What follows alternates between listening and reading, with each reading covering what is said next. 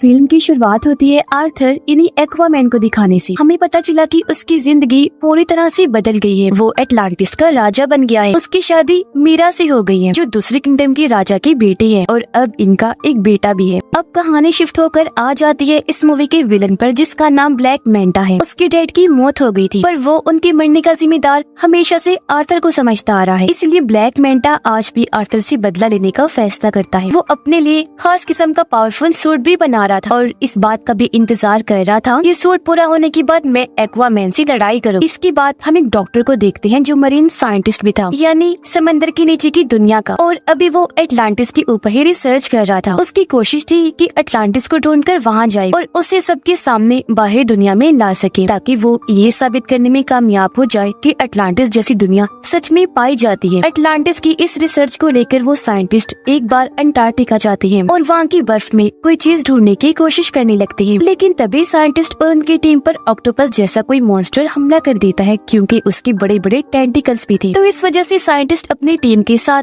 वहाँ पर फंस जाते हैं। इसीलिए वो अपने बाकी साथियों को सिग्नल भेजकर मदद मांगते हैं। तब उनकी मदद करने उनका एक साथी आ भी जाता है यानी ब्लैक मैंटा। ये लोग मिलकर काम कर रहे थे। यहाँ आने के बाद ब्लैक मैंटा साइंटिस्ट और उनके साथियों की जान तो बचा लेता है लेकिन वो खुद यहाँ रिसर्च करने लगता है जिसके लिए वो बर्फ के और नीचे जाने लगा। काफी गहराई में आने के बाद उसे टूटा हुआ ब्लैक ट्राइडेंट दिखता है और अब जैसे ब्लैक मैंटा टूटे हुए ट्राइडेंट को उठाकर जोड़ता है तो उसे इसका असली मालिक नजर आने लगता है जिसका नाम कॉर्डेक्स था। ये काफी चालाक खतरनाक लग रहा था। वो ब्लैक मैंटा की यादों में कहता है कि तुमने क्योंकि मेरा टूटा हुआ ट्राइडेंट जोड़ दिया है इसलिए अब तुम बहुत ताकतवर बन जाओगी, साथ ही अपने दुश्मन एक्वामैन से बदला भी ले पाओगी और तो और हर वो चीज तुम कर सकते हो जो तुम करना चाहते हो। अब पता चला कि दुनिया की सूरत हाल काफी खराब हो गई है क्योंकि ग्लोबल वार्मिंग इतनी बढ़ गई है कि सुनामी और सैलाब वगैरह आते रहते हैं। इस वजह से बाहरी दुनिया के साथ साथ समंदर की दुनिया में भी काफी मुश्किलात आ रही हैं क्योंकि इस सारी सूरत हाल की वजह से समंदर के क्रिएचर्स धीरे धीरे मरते जा रहे हैं। सब कुछ देखते हुए अटलांटिस की काउंसिल्स की मीटिंग होती है जिनमें आर्थर भी शामिल था। यहाँ आर्थर सब काउंसिल्स के सामने ये ऑफर रखता है कि हमें मिलकर बाहरी दुनिया के लोगों से बात करनी चाहिए और अपनी एडवांस टेक्नोलॉजी को उनके साथ शेयर करना चाहिए, बांटना चाहिए ताकि इस तरह बाहरी दुनिया भी तरक्की कर सके और फिर वो हम लोगों की भी मुश्किलात को हल कर सके। पर जाहिर सी बात है कोई भी इस बात पर राजी नहीं होता। सभी काउंसिल्स मिलकर कहते हैं कि ऐसा नहीं हो सकता।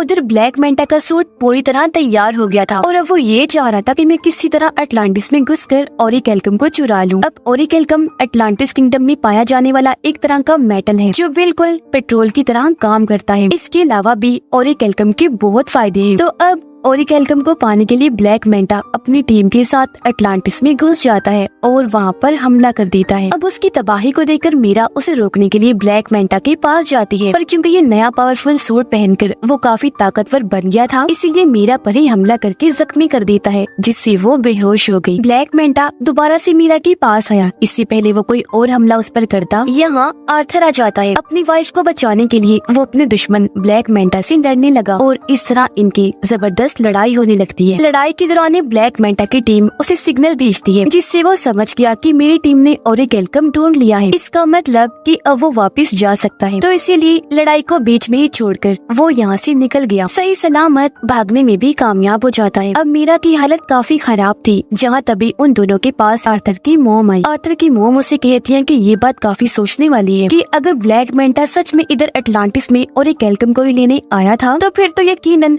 कुछ बुरा होने वाला है। तब ये सुनकर आर्थर अपनी मोम से कहता है तो फिर इस मामले में हमें मेरे भाई ऑर्म की मदद चाहिए होगी। पर क्यों? तो आर्थर जवाब देता है क्योंकि मेरा भाई ऑर्म अटलांटिस के साथ साथ ओरिकेल्कम के बारे में भी काफी अच्छे से जानता है। वो अटलांटिस की पूरी तारीख के बारे में जानता है। ये सुनकर आर्थर की मोम कहती है पर ऑर्म तो एक दूसरे किंगडम फिशरमैन की जेल में कैद है तो फिर भला वो कैसे आ सकता है? जिस पर आर्थर जवाब देता है मैं खुद फिशरमैन किंगडम जाऊंगा और जेल से ऑर्म को छुड़वा कर ले आऊंगा। उसने ऐसे किया। वो सीधा फिशरमैन की जेल में पहुंचा। जल्दी ऑर्म को ढूंढ भी निकालता है। ऑर्म को लेकर वहाँ से बाहर आ जाता है पर इससे पहले वो यहाँ से निकलते ऑर्म को फिशरमैन किंगडम के गार्ड्स घेर लेते हैं ऑर्म की हालत अब काफी खराब हो गई है, क्योंकि यहाँ उसे ठीक से खाना नहीं दिया जाता था, जिस वजह से उसका जिस्म काफी कमजोर हो गया था। पर जैसे ही बाहर आई और समंदर का पानी इसके जिस्म को लगा, वो पहले की तरह सेहतमंद और ताकतवर बन जाता है। उसके पास पहले जैसी पावर्स भी आ जाती है। इसलिए ऑर्म अकेला ही गार्ड से भिड़ गया, उन पर भारी पड़ता है। एक ही झटके में सभी गार्ड्स को मार के रख देता है, जिसके बाद दोनों भाई यहाँ से निकल जाते हैं। रास्ते में बातें करते करते दोनों एक दूसरे को अपनी अपनी जिंदगी के बारे में बताते हैं। आर्थर ऑर्म से कहता है कि मैं अटलांटिस का राजा बन बन के थक गया हूँ, अब मुझे इस काम में बोरियत होने लगी है। लेकिन ये सुनकर ऑर्म को काफी हैरत हुई। वो आर्थर से कहता है कि जिस राजा की गद्दी को पाने के लिए मैंने भी बचपन से कोशिश की कि मैं राजा बन जाऊँ, पर वो गद्दी तुम्हें मिल गई, जिस गद्दी की तुम्हें कोई परवाह भी नहीं है। ये बात तो काफी अजीब और कमाल की है। जिसके बाद ये दोनों सीधा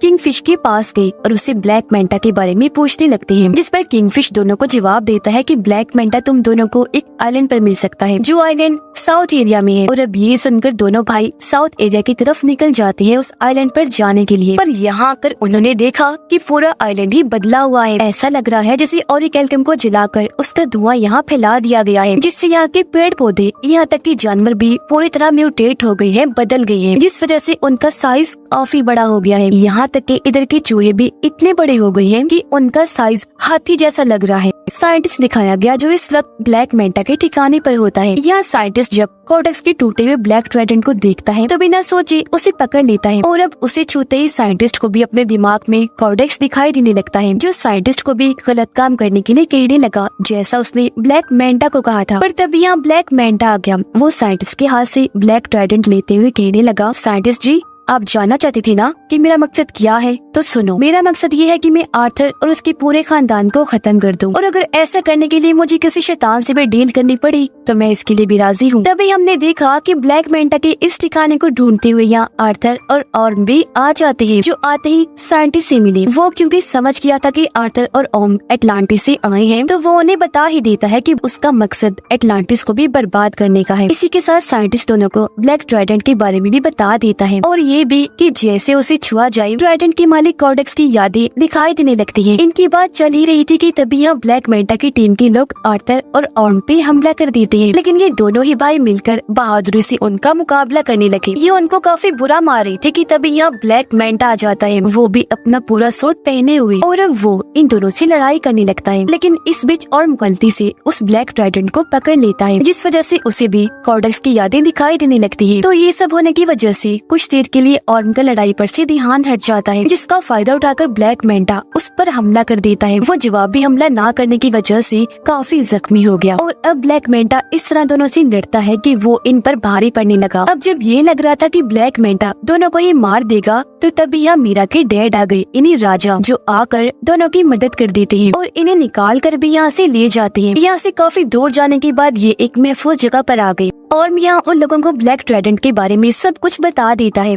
अटलांटिस को ढूंढने वाले आर्थर के डैड थे, उनके पास भी एक ताकतवर ट्राइडेंट था, जो अब उनके बेटे किंग आर्थर के पास है। पर किंग यानी आर्थर के डैड का एक भाई भी था, जो और कोई नहीं बल्कि कोडेक्स ही था, और ये जो ब्लैक ट्राइडेंट है वो उसी ने ही बनाया था। अब जिस तरह आर्थर के डैड किंग अटलांटिस किंगडम को चला रहे थे, वैसे कोडेक्स एक दूसरे किंगडम को चला रहा था, जो कि बिल्कुल ही डार्क किंगडम था, यानी वहाँ खतरनाक क्रिएचर्स, मॉन्स्टर्स रहा करते थे। लेकिन परेशानी तो तब शुरू हुई जब कोडेक्स ने अपना असली रूप दिखाया। असल में कोडेक्स चाहता था कि वो अटलांटिस का ओरिकेल्कम चुरा कर और पावरफुल बन जाए। कुछ हद तक वो ऐसा कर भी रहा था, लेकिन उसके ऐसा करने से अटलांटिस और समंदर के बाकी क्रिएचर्स मरते जा रहे थे। साथ ही अटलांटिस के अंदर बीमारियां भी फैल रही थी। अब इस तरह के हालात देखकर किंग आर्थर के डैड कोडेक्स के खिलाफ आकर खड़े हुए और उसे ये सब रोकने का कहते हैं। लेकिन कोडेक्स ताकत के नशे में इस कदर पागल हो गया था कि वो अपने बड़े भाई किंग के साथ ही बगावत पर उतर आया, और ऐसा होने से उन दोनों के बीच जंग छिड़ गई। पर जंग में किंग कोडेक्स को हराकर उसे कैद कर देते हैं। अब वो हमेशा के लिए वहाँ कैद रहे, कभी भी बाहर ना आने पाए।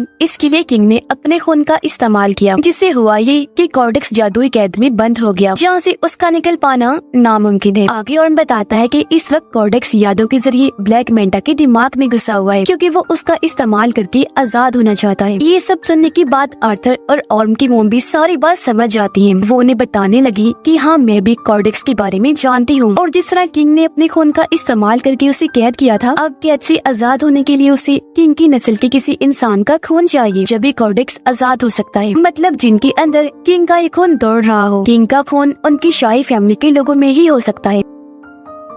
ये सब सुनकर आर्थर समझ जाता है कि मेरे बेटे की जान खतरे में है, क्योंकि जाहिर सी बात है ब्लैक मैंटा के लिए सबसे आसान टारगेट उसका बेटा ही था, जिसे वो आसानी खत्म कर सकता था। इसलिए वो फौरन अपने घर आ गया। देखता है कि वहाँ सब कुछ तबाह हो गया है, घर जल रहा है, बच्चा यहाँ से गायब है, साथ ही वहाँ एक आदमी जख्मी पड़ा है। पूछने पर आदमी बताता है कि ब्लैक मैंटा यहाँ आया था, ये सारी तबाही उसी ने ही मचाई और वही तुम्हारे बेटे को ले गया है, जिससे साफ जाहिर हो गया कि आर्थर का शक बिल्कुल ठीक था। इसीलिए अब आर्थर और ऑर्म दोनों मिलकर उसके बेटे को बचाने के लिए जाने लगते हैं। पर उससे पहले इनकी मॉम दोनों को समझाती है कि हमेशा मेरी एक बात याद रखना कि तुम दोनों एक दूसरे के भाई हो, चाहे कुछ भी हो जाए तुम्हें एक दूसरे का साथ देना ही है। सीधा ब्लैक मैंटा के ठिकाने पर आकर वहाँ हमला कर देते हैं, लेकिन इन पर भी एक काफी बड़ा मॉन्स्टर हमला कर देता है, जिससे बाकी तो बच गए, लेकिन उसके सामने मीरा के डैड फंस जाते हैं। तब ऑर्म जाकर उनकी मदद करता है और मॉन्स्टर के जंगल से उन्हें निकाल लेता है। ये देखकर मीरा के डैड समझ गए कि जिस ऑर्म को मैं हमेशा से गलत समझ रहा था वो तो काफी अच्छा इंसान है। अंदर ब्लैक मैंटा के पास आर्थर का बेटा होता है। यहीं पर साइंटिस्ट भी था जो उस छोटे से बच्चे को देखकर बचाने का सोचता है, इसीलिए बच्चे को उठाकर यहाँ से भागने लगा। पर ब्लैक मैंटा जो उसे देख चुका था साइंटिस्ट पर हमला करके उसे जख्मी कर देता है और बच्चे को छीन लेता है। और अब जैसे ब्लैक मैंटा उसके बच्चे को मारने के लिए आगे बढ़ा,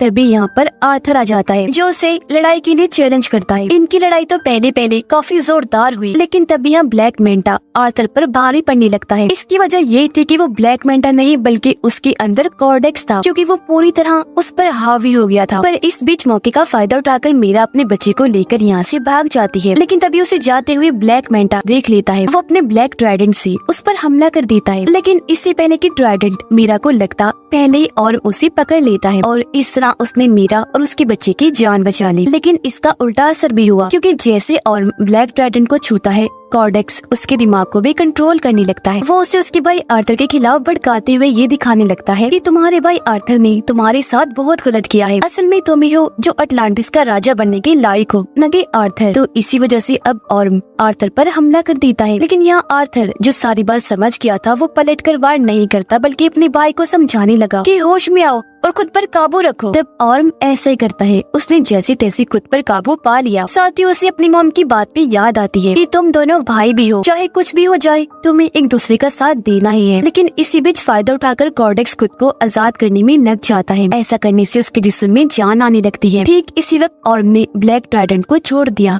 अब तक काफी देर हो गई थी, क्योंकि कॉर्डेक्स खुद को जिंदा करके आजाद हो चुका था। और अब कॉर्डेक्स को अपने सामने देखकर आर्थर उसी के ब्लैक ट्राइडेंट से उस पर हमला कर देता है। पर कॉर्डेक्स आसानी से अपने ब्लैक ट्राइडेंट को पकड़ के आर्थर पर हमला करने की कोशिश करने लगता है। पर उससे पहले ही आर्थर अपने वाले ट्राइडेंट की मदद से उसके ब्लैक ट्राइडेंट को तोड़ता हुआ कॉर्डेक्स को जा लगता है, जिससे आखिरकार वो भी अपने ट्राइडेंट के साथ साथ खत्म हो जाता है। उसके खत्म होते ही पूरी जगह भी तबाह होने लगती है। धीरे धीरे करके ये सारी जगह टूटने लगी थी और तभी इसके नीचे ब्लैक मैंटा दब जाता है। पर उसे मुसीबत में देखकर आर्थर उसके सामने मदद के लिए हाथ बढ़ाता है, पर ब्लैक मैंटा इनकार कर देता है, ये कहकर कि शुक्रिया, मुझे तुम्हारी मदद नहीं चाहिए, तुमसे मदद लेने से अच्छा मैं मरना पसंद करूंगा। तो इसी वजह से ब्लैक मैंटा भी वहीं दबकर मारा जाता है, जबकि आर्थर और उसके बाकी साथी वहाँ से बाहर निकल जाते हैं। यहाँ आर्थर ऑर्म से कहता है कि अब तुम बिल्कुल आजाद हो, तुम्हें अब किसी भी जेल में जाने की जरूरत नहीं पड़ेगी, क्योंकि फिशरमैन की जेल में हम ये कह देंगे कि तुम यहाँ दबकर मारे गए हो और अब तुम यहाँ से जाओ और आजादी से अपनी जिंदगी जियो। ऐसा होने के बाद पूरी तरह अब ऑर्म भी आर्थर को अपना भाई मान लेता है, क्योंकि उनकी गलतफहमियां दूर हो गई थी और कहने लगा कि अटलांटिस को जैसे राजा की जरूरत है तुम बिल्कुल वैसे हो, ये किंगडम तुम्हारा ही है। इसके बाद हम देखते हैं कि आर्थर अटलांटिस को दुनिया के सामने ले आता है। बाहरी दुनिया में आकर इस किंगडम के बारे में वो सब कुछ बता देता है। उसने ये भी कहा कि अब से हम अटलांटिस की टेक्नोलॉजी को दुनिया के साथ भी शेयर करेंगे, जिससे होगा ये